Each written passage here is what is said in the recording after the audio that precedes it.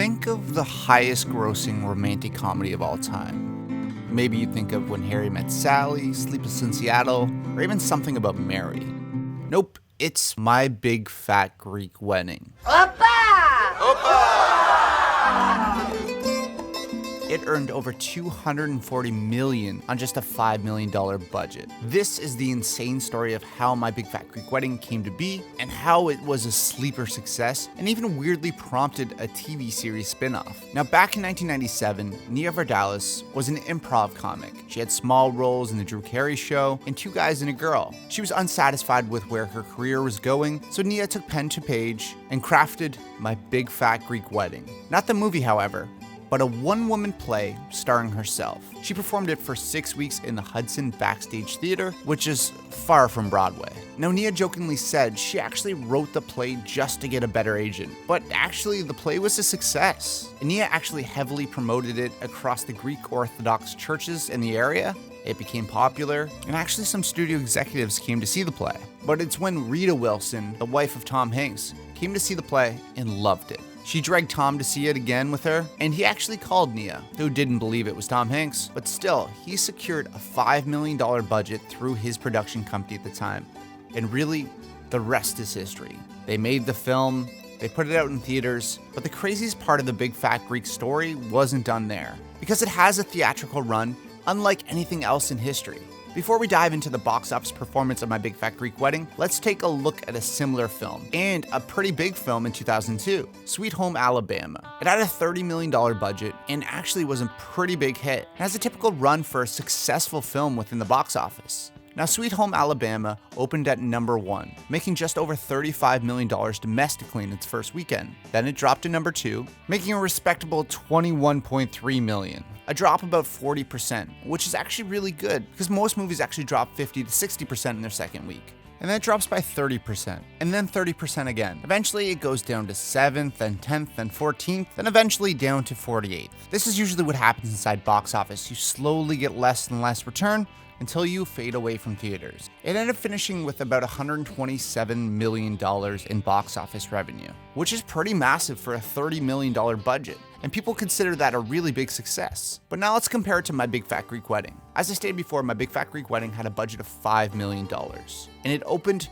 on its first weekend at 20th in the box office, making just $600,000. The next weekend, it made $800,000 and placed 16th actually, increasing its profit by 34%. Now, this is really uncommon for a film to perform better in its second weekend, but it does happen. The next weekend, it remained at that 16th position, making a little bit over $660,000 and a drop of 17%. And then it seemed like the common drop-off was happening. A little romantic comedy that has come and gone with a little bit of a whimper. But then what happened next defies all laws of the box office. And in its fourth weekend, it goes to 11th and increases by almost 90% to make $1.2 million.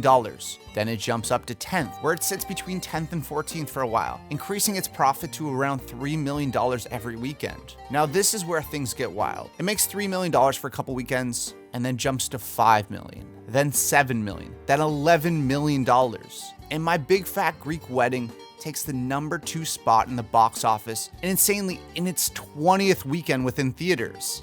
Spending 3 weeks in the top 2 is great for any film, but for it to be 20 weeks into its run, like, come on, that's insane. Not only does it take second place in that weekend, but it stays within that top 10 for the next 10 remaining weeks. Even crazier, in its 43rd weekend in theaters, it's making almost double what it did in its first weekend, and makes money all the way up to its 50th weekend in theaters. To put that in perspective, Sweet Home Alabama was in theaters for 21 weekends, and on average these days, movies only stay in theaters for about 4 weeks before they start to trickle off. My Big Fat Greek Wedding did 50 weeks in theaters, and its entire run made $240 million domestically, and is one of the films to make that kind of money without ever actually reaching that number 1 spot. Now, I've never seen this much green in a box office total. I mean, not even that, but growing almost 80 to 90% at times, and when it drops single digits. To put that in perspective, Endgame dropped by almost 60% in its first, second, and third weekend. My Big Fat Greek Wedding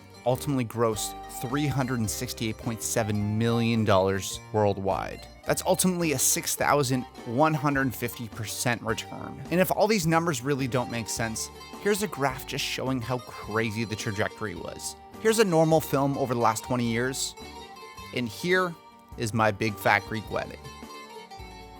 Normally the story would end there, but the Greeks keep on giving because it actually prompted a TV series spin-off show. If you thought the wedding was fun, wait till you see what happens after the honeymoon. I told my family before we left that we would need time to ourselves. Oh, thank God. My Big Fat Greek Life.